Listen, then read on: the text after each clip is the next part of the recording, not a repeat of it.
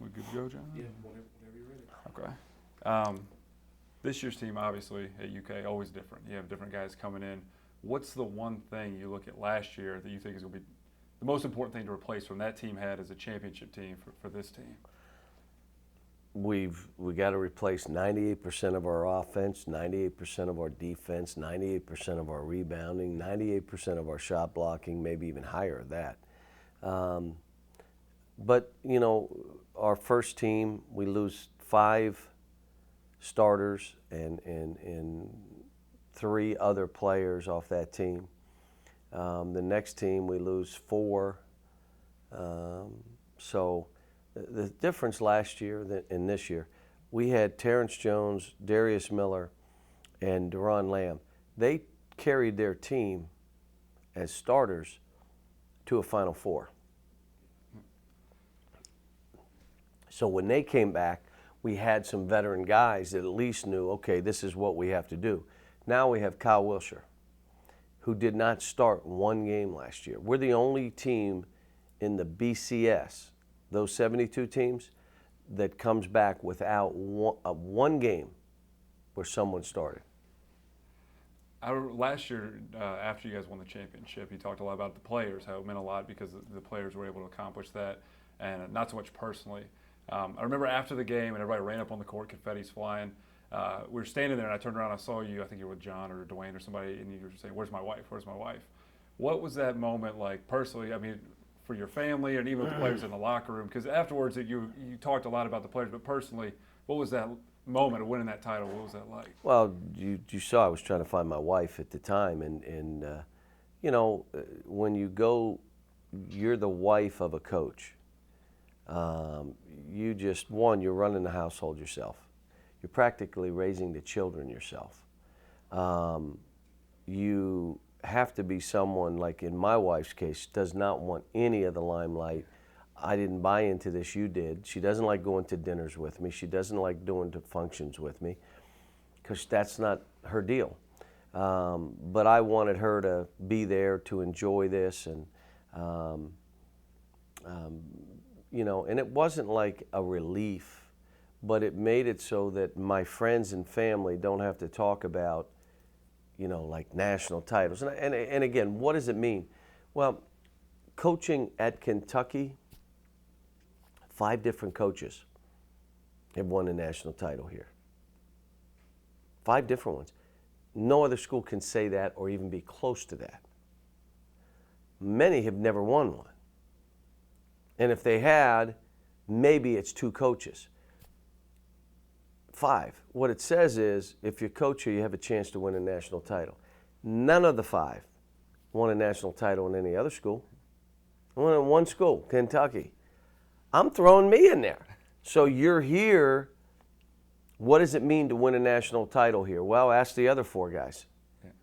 So it's you know, my whole thing was, you know, hey, let's get back to the business of coaching kids. This isn't about me. It's not. In my mind, I finally won one. I was at Massachusetts and Memphis. What, should we have won 10?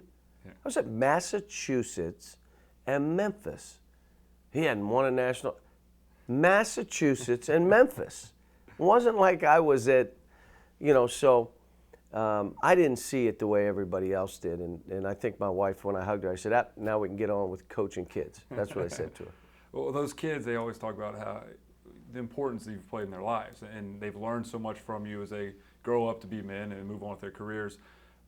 What have you learned from last season's group? Is there anything you've learned from that group that you'll take forward to this season? I know as a coach you probably evolve every year. There's two sides of that. One is that Anthony Davis took the 5th most shots on our team. Kidd-Gilchrist took the 4th most shots on our team, or vice versa. And they were the 1 and 2 pick in the draft. Don't talk to me about shots. Does not matter. Are you more worried about shots or reaching your dreams? Tell me. Just be honest. Because if you're worried about shots, you absolutely picked the wrong school. Darius Miller was an undraftable player in his junior year. He started, integral part of the team, MVP of the SEC tournament. He was not draftable. He moves to 6th man, takes less of a role, yet has more impact, and he gets drafted. Don't tell me about starting. I mean, I just lived it. And for the rest of my career, those are stories that are easily told. Or Deron Lamb and a Terrence Jones who could have gone the year before, come back, yet are able to defer to young players, which they did. The other side of it, I walk into homes now, 15 draft picks in 3 years, 7 players, college degrees. Last year, a 3.2 grade point average, 3.0 grade point average as a team the year before. 9 players over a B average, highest APR in the SEC.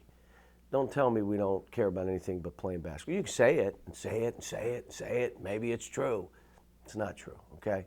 This is the truth. But what happens is now I walk in homes, I don't even see myself in the business of basketball. I'm in the business of helping families. So I walk into a home and my thought is, where will this all be in 5 years, in 4 years, some of them in 2 years? It's crazy. But now I look at 7 kids graduated. How many kids have you stopped generational cycles of lack of education? Generational cycles of poverty. Generational now. Right. I'm not talking the last 5 years. We're able to help change that for this family. So for me, being here at Kentucky now, it's become bigger than the basketball side for me. I'm helping families. You look at teaching them how to be fathers, how we are with our wives. My staff, we're all married, we all have children. They see us every day. Teaching them what it means to be a man. All the things that we're able to do by sitting in this seat. You know, I've been blessed. I mean, I'm the grandson of coal miners from Clarksburg, West Virginia, Appalachia. I mean, wait a minute, what? And I'm coaching here, been blessed. Well, before we let you go, I know you got other stuff to do. We went to Twitter and asked some fans for some questions. You know, everybody's happy with the national title. People are still demanding.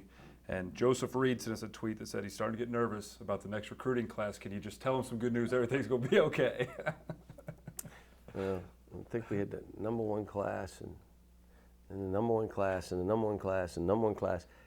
I don't know if history tells you anything, but we'll probably have the number 1 class again. I don't know, but it kind of appears that way.